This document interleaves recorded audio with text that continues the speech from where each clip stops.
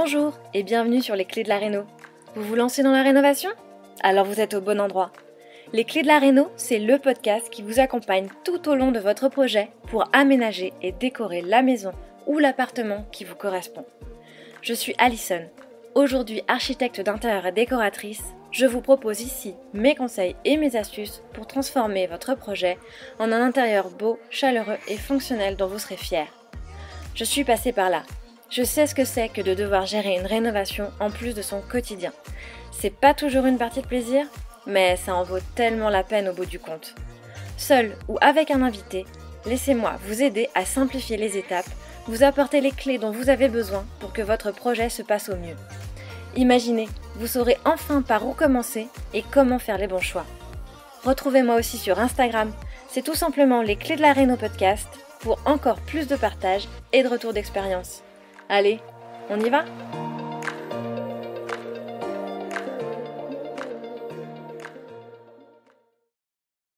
Hello les rénovatrices et les rénovateurs et bienvenue dans cet épisode bonus de Les Clés de la Réno, le podcast.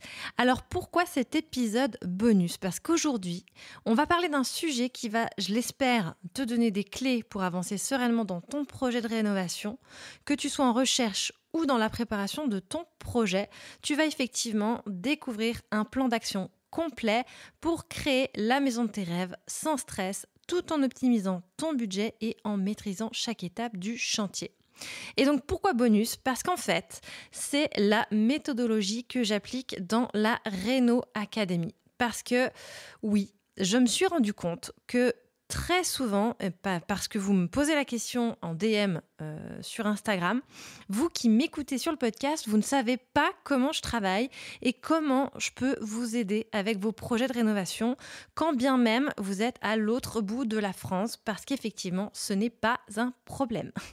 Et donc, j'ai décidé de créer ce bonus pour vous transmettre le contenu de cette méthodologie que j'ai développée, ce plan d'action pour créer la maison de ses rêves en mode pas à pas et en suivant donc ce process logique et organisé pour concevoir un intérieur qui vous ressemble vraiment et qui va vous porter au quotidien et aussi pour gérer votre projet sans encombre en évitant les erreurs que font 99% des rénovateurs. Donc c'est un épisode un peu spécial parce que je vais vous parler donc de comment je peux vous accompagner, mais en vous transmettant effectivement le contenu de cette méthodologie que vous pouvez, si vous le souhaitez, appliquer dans votre propre projet sans même faire appel à moi. Mais l'idée donc de cet épisode, c'est bien de vous dévoiler donc les grandes lignes de cette méthode, étape par étape, dans le but de vous éclairer sur les choses à faire dans votre projet, de vous aider à avancer de façon structurée, mais aussi bien évidemment de vous expliquer comment je peux travailler sur votre projet, comment je peux travailler avec toi sur ton projet. Parce que l'objectif principal de cet accompagnement, donc de mon coaching à la rénovation, c'est bien de te faire des économies pour que cet investissement que tu fais avec moi, il soit immédiatement rentabilisé et même qu'on aille retrouver de la marge de manœuvre dans ton budget de travaux qui est souvent toujours plus contraint que ce que tu ne le voudrais. L'objectif, c'est bien ça, aller chercher par mon expertise des pistes d'économie, des façons de faire différentes, des alternatives pour faire aussi bien, voire mieux avec moins. Mais aussi, c'est pour avoir quelqu'un à qui poser toutes tes questions, finalement un guide, que je sois avec toi dans ta poche et que tu puisses te sentir soutenu dans ton projet. Dès que tu as une question, tu peux me la poser pour que tu vives ton projet dans le plaisir, parce que c'est un vrai beau projet de vie et pas dans la douleur, parce qu'on sait qu'une rénovation, ça peut vite dégénérer et ça peut vite tourner au cauchemar et c'est vraiment pas ce que je te souhaite. Moi, je veux être là pour toi, pour faire en sorte que tu vives ce projet dans le fun et dans le plaisir. Et cette méthode, je te la dévoile donc aujourd'hui parce que je sais qu'elle va t'aider à y voir plus clair dans le déroulé de ton projet. Comment est-ce que tu dois penser, planifier ton projet pour qu'il se passe au mieux. Donc, pour rappel, ce sont les grandes étapes que je transmets dans la Réno Academy avec les outils qui sont prêts à l'emploi. Et ce sont les grandes étapes que devrait suivre n'importe quel projet de rénovation. Donc, déjà, comment on commence son projet ? Par où on commence à préparer son projet ? avant même de penser à la décoration ou à l'agencement, à l'aménagement, évidemment, il y a une étape essentielle à ne surtout pas négliger, c'est le fait d'aller définir clairement tes attentes, tes priorités, ton pourquoi. Tu veux une maison plus fonctionnelle, plus esthétique, plus éco-responsable, un mix de tout ça. Quelles sont tes priorités? Pourquoi tu veux rénover? C'est quoi ton objectif avec tout ça? Comment tu veux te sentir dans ta maison? Voilà, toutes les questions auxquelles tu dois trouver réponse et réponses qui se trouvent au fond de toi et pas simplement au doigt mouillé. Ça va vraiment conditionner la direction de ton projet. Donc, tu dois être super au clair avec ça. Et même, j'ai envie de te dire, avant même d'acheter ton bien, au moment où tu fais les recherches.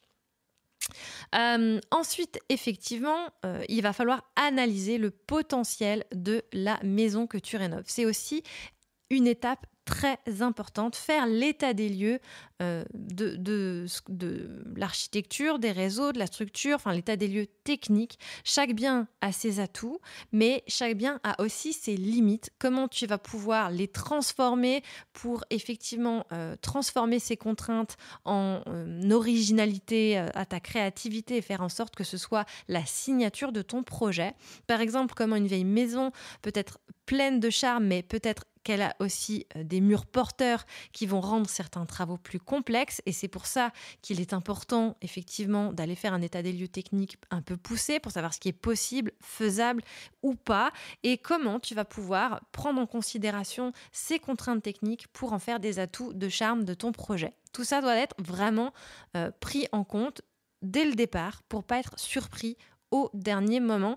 Et c'est donc aussi le moment où il va falloir, du coup, aller lister les imprévus prévisibles. Ça, c'est aussi quelque chose que je transmets à cette étape-là, la liste des imprévus prévisibles, pour effectivement éviter les surprises, mais aussi éviter les surprises budgétaires. Et donc, pour t'aider à organiser tout ça, je vais te recommander tout un tas d'outils pratiques et surtout, dans l'organisation, plus tu restes organisé, plus tu vas pouvoir te retrouver dans ton projet, tu vas pouvoir communiquer avec ton partenaire de rénovation. Donc, effectivement, l'importance de passer par écrit, de noter tes idées, de noter les différentes étapes à suivre, etc. C'est vraiment un réflexe à prendre pour préparer ton projet. Un bon premier pas pour partir sur de bonnes bases. Ensuite, une fois que tu sais exactement dans quoi tu t'engages, à la fois dans tes attentes, tes besoins et tes priorités, mais aussi sur la question du bien et de comment tu vas pouvoir le transformer pour à la fois respecter qui il est en termes d'architecture, de style, mais aussi aller lui apporter quelque chose de nouveau et en lien avec éventuellement des contraintes techniques et des contraintes qui s'imposent à toi, tu vas pouvoir maintenant aller définir ton rêve et construire ta vision. Alors personnellement, clairement, c'est là l'étape que je préfère. C'est le moment où effectivement, alors je te dis, dans l'étape précédente, on va pas tout de suite penser à la déco, mais là, c'est l'étape où tu vas quand même pouvoir imaginer et te projeter dans les petits détails de papier peint et de couleurs. Cette étape cruciale, c'est effectivement de définir ton rêve, je viens de le dire. Il s'agit pas juste de rénover, il s'agit pas juste de murs et de toits, je le dis souvent. Pour moi, tu vas vraiment créer un intérieur qui te soutient au quotidien, dans lequel tu dois te sentir bien, qui doit contribuer à ton bien-être. Donc, c'est important de créer un lieu qui te ressemble, un espace où tu te sens bien, où tu te sens vraiment chez toi. C'est pas superficiel que d'aller rénover et de penser à sa déco. Non, c'est vraiment important d'aller créer un intérieur qui va te supporter dans ton quotidien, faire en sorte que tu puisses t'épanouir. Donc, cette étape est cruciale tout autant que les autres. Tu vas donc pouvoir commencer déjà par créer ton vision board, c'est le tableau d'ensemble, de ta vision d'ensemble, donc de l'ambiance que tu as envie de créer d'une manière générale, l'atmosphère, comment tu as envie de te sentir dans cette maison. Tu peux effectivement aller chercher des photos d'intérieur, mais tu peux aussi aller chercher des photos qui vont te parler en termes de sentiments, comment tu veux te sentir, poser des mots dessus. Et c'est ce que tu vas effectivement transmettre dans ce vision board. J'en parle dans l'épisode 2 de mémoire qui est sur la vision personnelle. C'est quoi ta vision personnelle pour cette maison? Donc effectivement, c'est un excellent moyen, le vision board, d'aller visualiser ton projet et de t'assurer que tu restes fidèle à ce que tu veux vraiment, même quand la tentation de suivre les tendances sera grande. L'idée, c'est vraiment que tu te raccroches sans cesse à ce vision board pour aller faire tes choix. Et dans ce processus, je vais t'aider à prendre le temps d'identifier ton propre style, mais aussi d'aller te créer ton propre guide, ta propre formule magique pour créer, pour être sûr de tes choix, je veux dire, pour imaginer toutes tes palettes matériaux, tes palettes couleurs, tous les choix que tu vas devoir faire en termes d'aménagement, de luminaire pour que ça te corresponde et comment tu vas pouvoir te créer ta formule magique qui fera que tu seras sûr de tes choix. Je te transmets là des raccourcis, des techniques à appliquer, à compiler éventuellement pour que tu puisses être sûr de toi et que tu puisses te dire ça c'est vraiment le truc qui me correspond et c'est pas juste parce que c'est dans l'air du temps. Et c'est ce qui va te permettre donc d'aller créer un intérieur intemporel dont tu ne vas pas te lasser. Une fois que tu as identifié tout ça, identifié ton style, identifié ton vision board, c'est le moment donc de créer tes palettes matériaux, je t'en ai parlé, tes mood boards avec tes planches d'ambiance par espace, ça peut être un moment très sympa en plus, et d'aller rechercher effectivement les textures, les matériaux, les palettes de couleurs.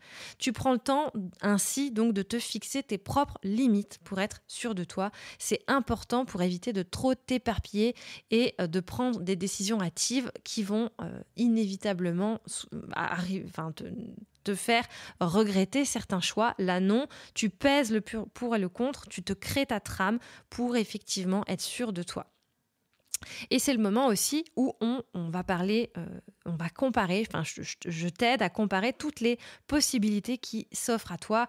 On va parler de comment tu vas créer la boîte. Donc la boîte, c'est pareil, comment tu la crées avec attention. J'en ai parlé dans un épisode. C'est vraiment la trame de fond, les murs, le sol, le plafond, les éléments structurels, donc escalier, porte intérieure, huisserie, cheminée. Comment tu choisis tous ces éléments, radiateurs, pour que tu ne t'en lasses pas, pour qu'ils soient cohérents avec l'ambiance que tu as envie de créer. Et ça, c'est vraiment des choses qui sont ultra importantes parce qu'effectivement, c'est pas des travaux que tu vas faire tous les 4 matins. C'est pas juste changer la couleur de tes murs. C'est pas juste enlever le papier peint pour en changer. Non, c'est vraiment des choses. Il faut que tu te projettes loin, pour être sûr de toi.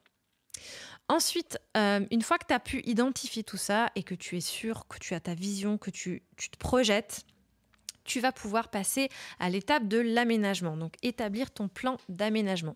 Une fois que tu as bien défini ta vision, tu vas concevoir donc ton plan d'aménagement. Et c'est à cette étape que tu vas réfléchir au volume de manière générale, à la circulation, aux circulations pour qu'elles soient fluides et à la façon dont les espaces vont s'articuler les uns avec les autres et comment chaque pièce va pouvoir surtout être fonctionnelle et répondre à tes besoins.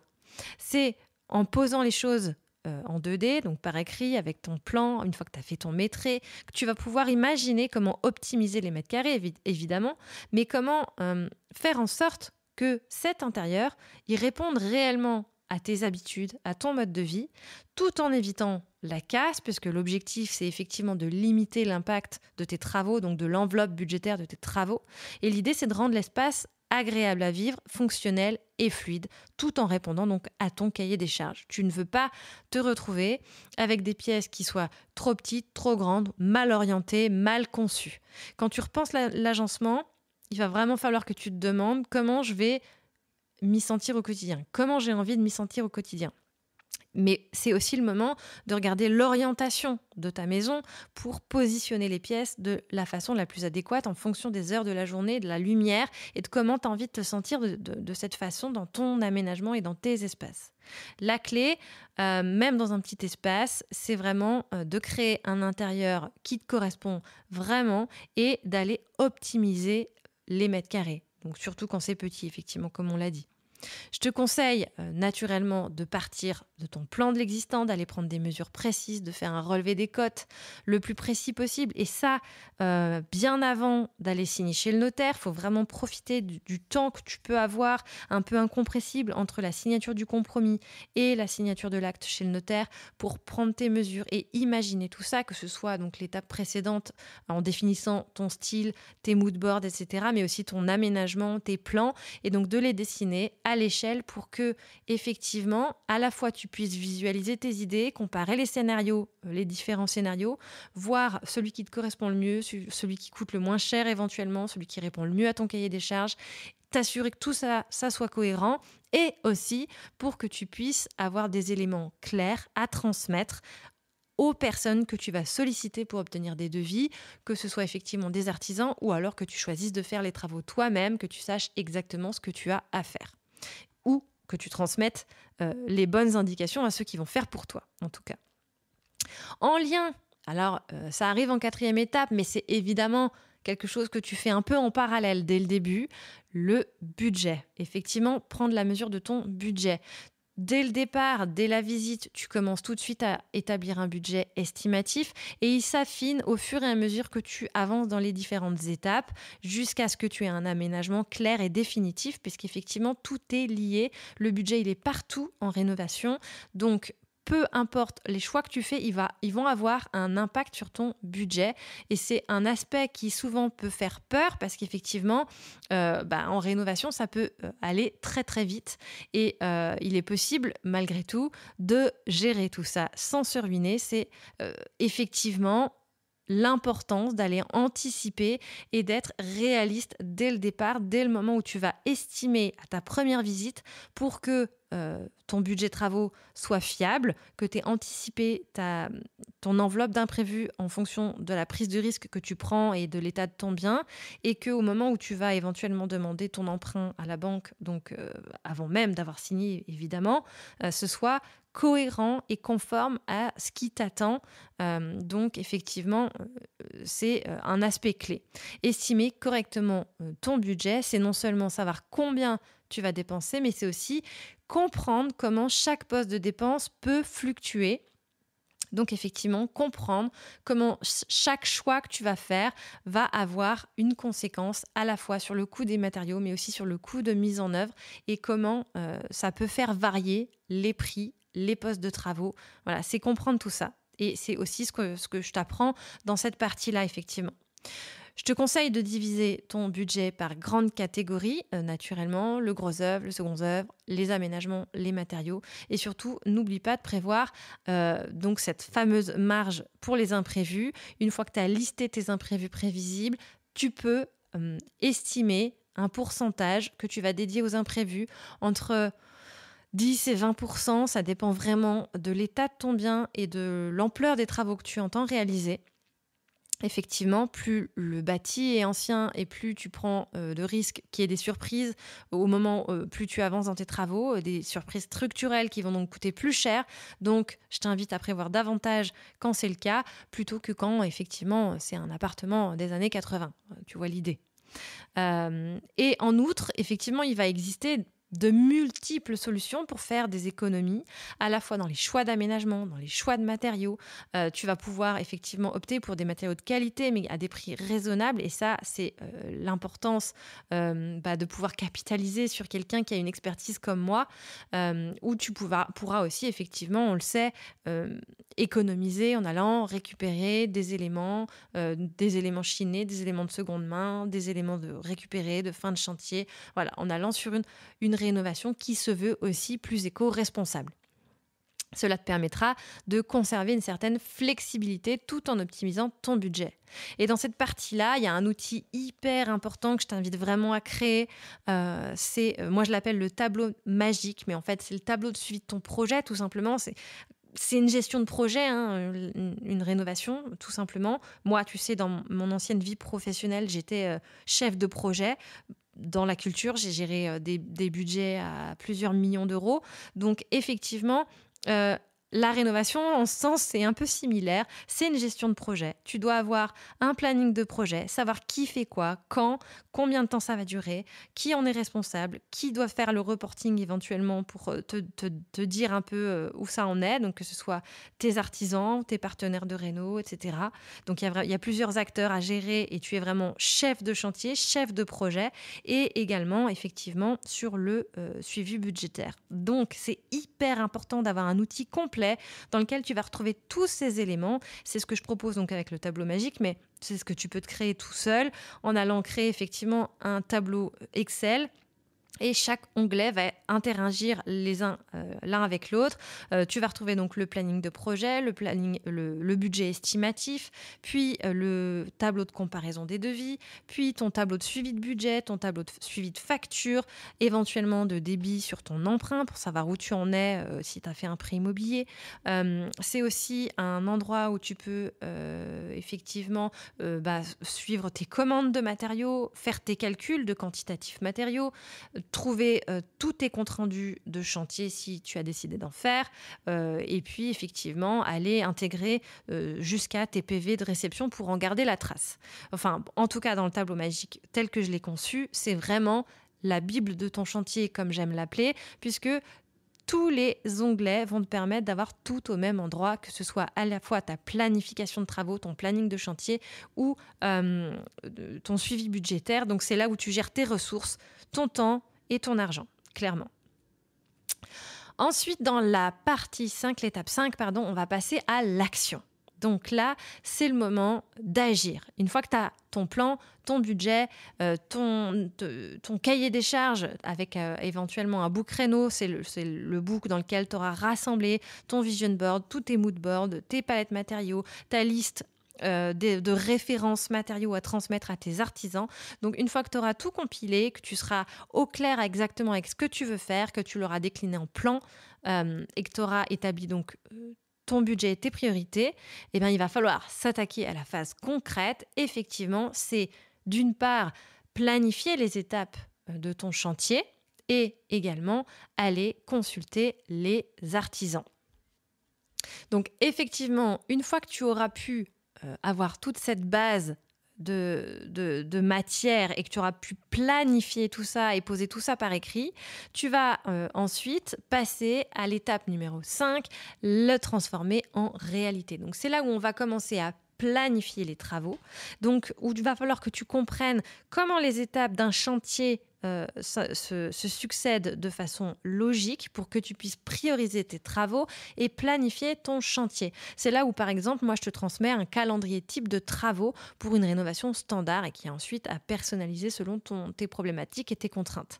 C'est aussi le moment où tu vas partir à la recherche des meilleurs artisans, des artisans fiables et compétents. Donc, où il va falloir effectivement optimiser ta consultation pour perdre le moins de temps possible, parce que on sait tous qu'une rénovation, quand on est particulier, ça vient en plus de son temps habituel, de ton quotidien déjà bien chargé. Donc l'idée, c'est vraiment d'être efficace, d'aller droit au but et de savoir exactement comment organiser tes visites d'artisans pour que ça te prenne le moins de temps possible, comment étudier la fiabilité de tes artisans pour être sûr de consulter des artisans de confiance, quelles sont les questions que tu dois leur poser, comment est-ce que tu dois choisir effectivement entre une entreprise générale ou un artisan ou des artisans indépendants selon ton projet, selon tes contraintes, selon tes attentes. Et comment, au bout du compte, tu fais en sorte de trouver une équipe en laquelle tu vas pouvoir avoir confiance pour enfin comparer les devis, donc effectivement comparer des devis fiables et cohérents. C'est aussi à cette étape, effectivement, que tu sécurises tes démarches administratives. À ne surtout pas oublier, effectivement, c'est le moment où, une fois que tu sais ce que tu veux faire, donc tu as ton plan, tu t'as imaginé, tu t'es projeté dans cet intérieur, tu l'as éventuellement passé en 3D si c'était nécessaire, si tu en éprouvais le besoin. Et c'est le moment donc d'aller faire tes demandes d'autorisation, parce qu'il y a les délais incompressibles aussi de ce côté-là à prendre en considération. Donc, et éventuellement faire les demandes de financement comme la prime rénov ou les autres possibilités. On va aussi parler d'assurance et de nécessité d'avoir une dommage ouvrage. Et enfin, Une fois que tu as pu faire tout ça et que ça y est, ton chantier, il est lancé, il est sur des roulettes, tu es en attente de tes retours de demande d'autorisation, de demande de subvention et tu as commencé à planifier ton chantier parce que tu as pu valider tes devis et caler les dates d'intervention de tes artisans. Maintenant, il va falloir donc passer à l'action et jusqu'à la touche finale. Donc, c'est là où tu enfiles ton casque de chantier pour devenir chef de chantier, chef d'équipe et maîtriser donc la gestion de ton chantier, suivre chaque étape. Donc là, l'importance d'aller gérer ta présence sur le chantier, être là, mais pas trop. Comment est-ce que tu fais en sorte d'être présent pour que les choses avancent correctement, pouvoir répondre aux questions, mais pas être trop sur le dos des artisans. Comment effectivement tu fais en sorte de suivre ton chantier pour éviter de perdre du temps, ne pas déraper, ne pas qu'il y ait de retard, faire en sorte de combler les problématiques de matériaux, de fournisseurs, de salariés malades ou je ne sais quoi. Et donc, comment tu peux faire tes comptes rendus par écrit pour effectivement faire en sorte que tes artisans fassent ce que tu leur demandes. Comment tu évites certaines erreurs dans la coordination de ton chantier et comment tu fais en sorte de manager cette équipe qui est la tienne pour éviter un maximum les imprévus et donc les retards de chantier. C'est à cette étape-là aussi que je te transmets effectivement des éléments pour pouvoir, si c'est le cas, si ton chantier commence à déraper et malheureusement à se transformer en cauchemar, comment tu peux contrer tout ça, enrayer la situation avec des modèles de lettres types à envoyer en recommandé.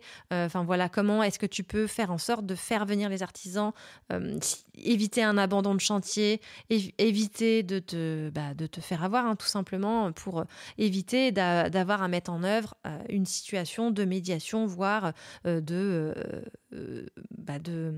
procédure judiciaire, tout simplement.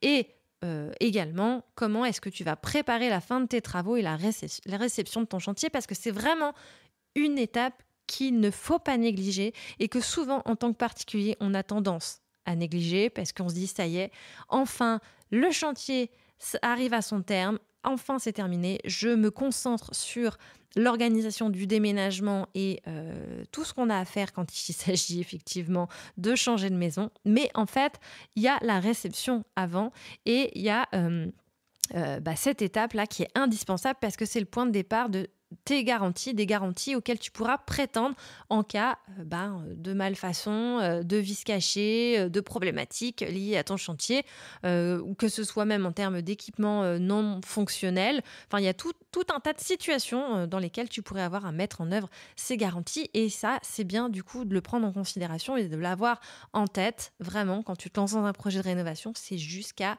la signature du PV de réception. Voilà, tu connais maintenant le déroulé de cette méthode structurée en 6 étapes pour mener à bien ton projet de rénovation, donc dans la gestion de ton projet, la planification de ton projet, comment tu fais en sorte que ce soit efficace, tu perdes le moins de temps possible, que tu sois effectivement réaliste avec ton budget et que tu fasses appel aux bons outils pour ne pas te sentir dépassé et que tu puisses transmettre les bonnes informations à ceux qui vont effectivement mettre en œuvre tes idées. Si tu appliques ces principes, tu pourras effectivement créer un intérieur qui te ressemble vraiment tout en maîtrisant chaque étape et sans stress. Si tu te lances dans une rénovation et que tu veux être accompagné dans ce processus, évidemment, je t'invite à me contacter. Si tu veux éviter les pièges, optimiser ton budget, réserve un appel clarté avec moi, c'est gratuit. On pourra faire le point sur ton projet, sur tes difficultés, commencer à t'apporter un peu de clarté sur là où tu en es et quelle est l'étape suivante.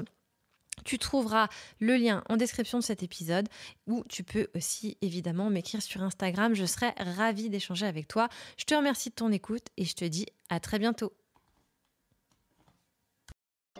Si vous avez écouté jusqu'ici, c'est probablement que l'épisode vous a plu. Alors n'hésitez pas à en parler autour de vous, amis, famille, tous ceux qui rénovent sont les bienvenus. Vous pouvez aussi évidemment laisser un commentaire sur Apple Podcast ou une note 5 étoiles sur Spotify. Et si vous souhaitez être informé des prochains épisodes, n'hésitez pas à vous inscrire à la newsletter ou à me suivre sur Instagram. Le podcast, c'est fini pour aujourd'hui, mais je vous dis à très vite pour un nouvel épisode.